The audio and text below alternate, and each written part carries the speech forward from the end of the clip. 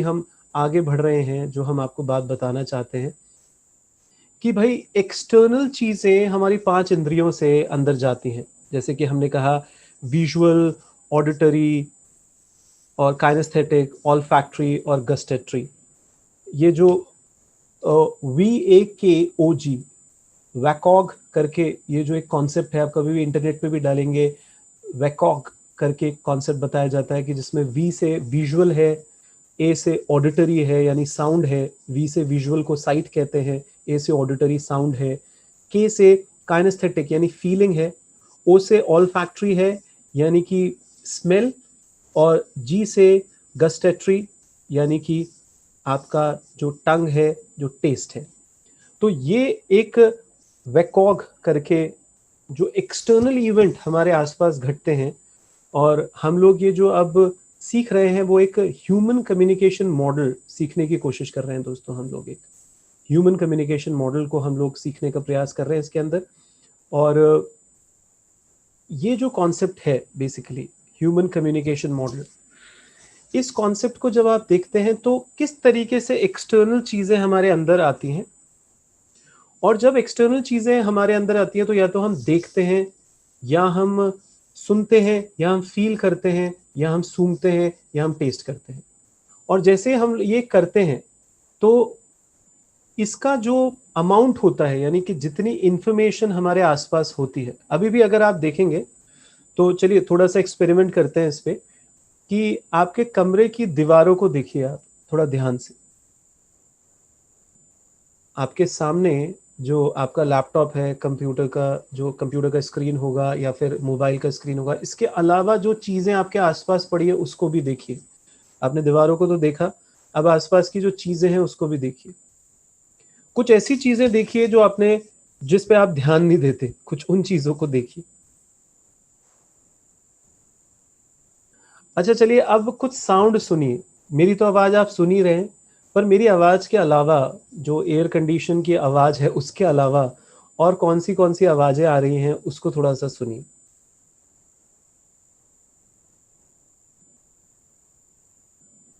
ठीक है, मेरी बातें सुनकर जो आपके अंदर भावनाएं आ रही हैं वो तो आप महसूस कर ही रहे हैं।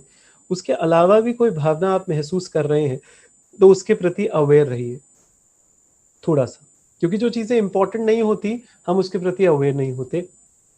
पर आपको बताऊं तो 2 मिलियन बाइट्स पर सेकेंड इंफॉर्मेशन जो है वो हमारे आसपास बिखरी हुई होती है दोस्तों।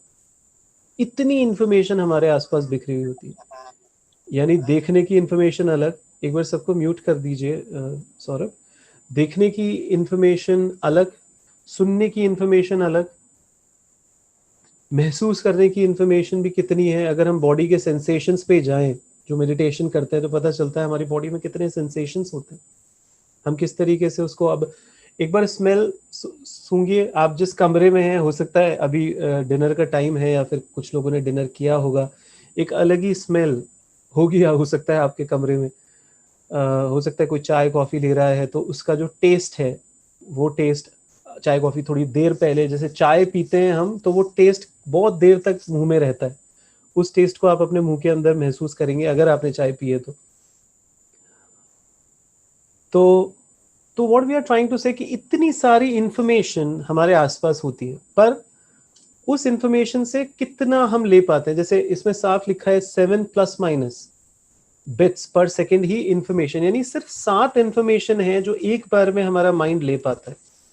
वो भी मैक्सिमम बता रहा हूँ दोस्तों, वैसे तो हम एक दो ले लें वो भी बहुत बड़ी बात है कि हम ढंग से एक दो चीज़ों को ले रहे हैं, पर ज़्यादातर देखा जाता है कि मैक्स टू मैक्स ये 7 का एक एक्सपेरिमेंट किया है साइकोलॉजिस्ट ने, और उन्होंने ये 7 का फिगर दिया था, आप इंटरनेट पे भी देख लेंगे इसके रेफरेंसेस, कि 7 ± कि बिट्स पर सेकेंड जो इन्फॉर्मेशन है वही हम लोग हैंडल कर पाते हैं, और उसको किस तरीके से हम लोग लेते हैं। क्योंकि अगर एक साथ 2 मिलियन जो बाहर से इंफॉर्मेशन आ रही है वो हमारे के सभी इनपुट हो जाए तो हमारी बैंड बच जाए दोस्तों, तो हम पागल हो जाए, शायद हम मर जाएं, इतनी इंफॉर्मेशन का ओवरलोड हम सहन ही ना कर पाए।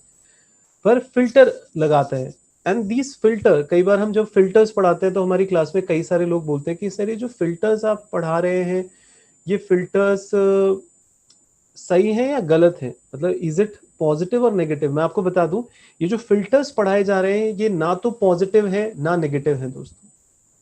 We are not seeing it as a positive और as a negative, we are seeing it as what it is.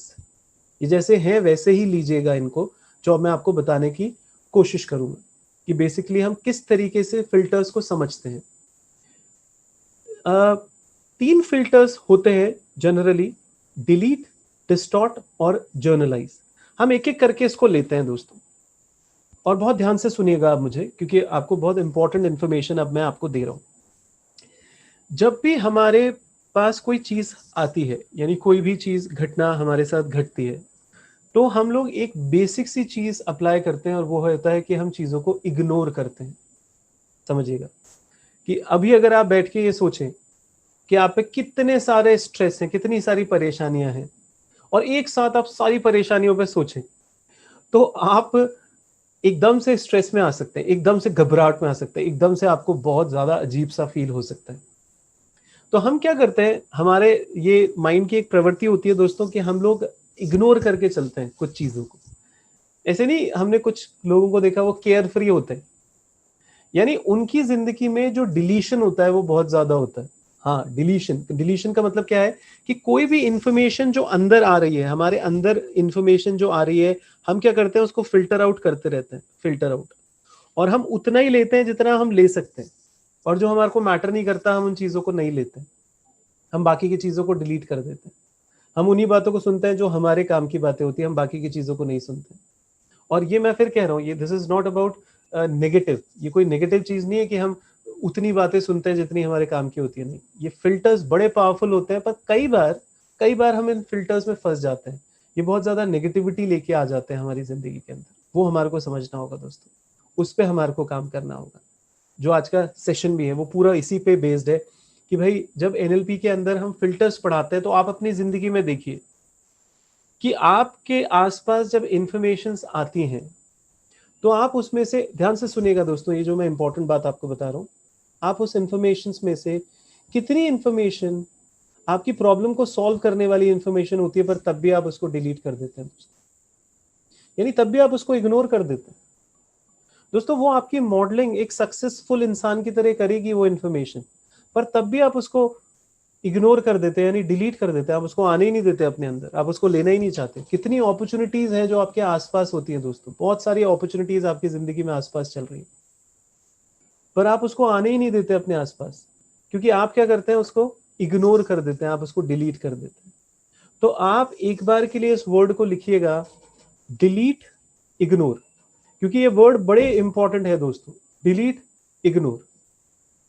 अब दूसरा वर्ड जो मैं आपको दे रहा हूं, आप समझिए दोस्तों कि बचपन में अगर आपने अल्फाबेट ए पढ़ा होगा, तो किस तरीके से हमारे को सिखाया गया होगा। A for Apple, a a A for Apple. तो अ शब्द जहां आता है, तो उसको हम ए की तरह लेते हैं, ए। अभिनव, तो अभिनव की स्पेलिंग जब आप लिखेंगे तो आप ए लिख देंगे, यानी अ का साउंड आएगा, उसको किससे एसोसिएट कर देंगे, अ का साउंड आते हैं आप उसको किससे एसोसिएट कर देंगे, ए अल्फाबेट से। और आप अभिनव के लिए ABHINAV लिख देंगे, यानी ए सबसे पहले लिखेंगे, अभिनव। आप साउंड सुनेंगे, आपके दिमाग में एक एक फॉर्मेशन बनेगा, आप उसको लिख देंगे, समझिए।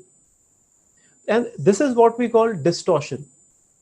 कोई भी इंफॉर्मेशन जो हमारे पास आती है, यानी हम कोई साउंड सुनते हैं और हम उसमें लिख देते हैं ए, अल्फाबेट ए।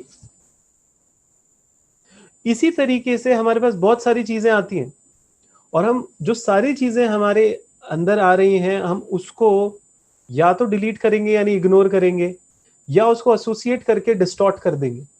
हाँ दोस्तों, हम उसको एसोसिएट करके डिस्टॉर्ट कर देंगे।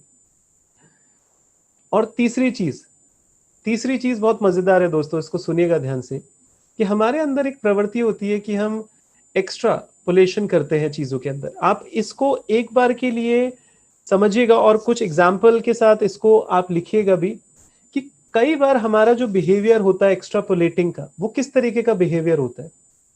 एक्स्ट्रापोलेटिंग मतलब क्या है दोस्तों, ध्यान से सुनिए, कि आपको पता चला कि आपकी जिंदगी में एक इंसान आया, उस इंसान ने आपके साथ कुछ ऐसा किया जो आपको मंजूर नहीं था, एक्सेप्टेबल नहीं था, और वो इंसान आपको छोड़ के चला गया।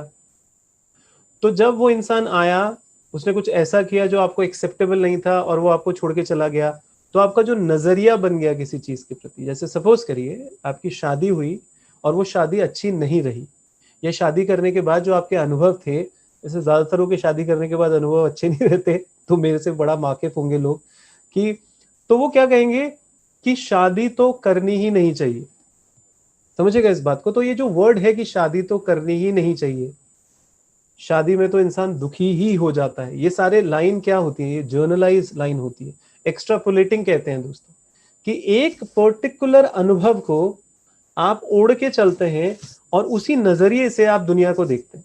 समझिएगा कि आपकी जिंदगी में कोई घटना घटी, यानी आपने एक लाल कलर का चश्मा पहना, और जैसे आपने लाल कलर का चश्मा पहना तो आपको जिंदगी लाल दिखने लगी, यानी आपने जर्नलाइज कर दिया, सबको जर्नलाइज कर दिया। तो ऐसा क्या आपके साथ घटना घटती है दोस्तों?